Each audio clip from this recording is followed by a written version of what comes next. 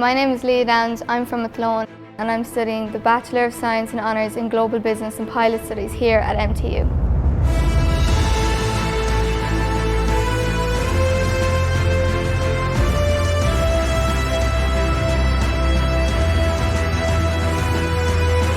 Very shortly after I had an interest in becoming a pilot, I was lucky enough to get a flying lesson, and when I got up in the air I immediately fell in love with the feeling.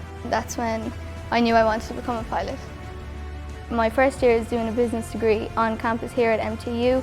Year 2 and Year 3 then takes place at Atlantic Flight Training Academy, and then Year 4 is online. The best thing about this course is that I'm meeting people and I'm making friends along the way that have the exact same interests as me.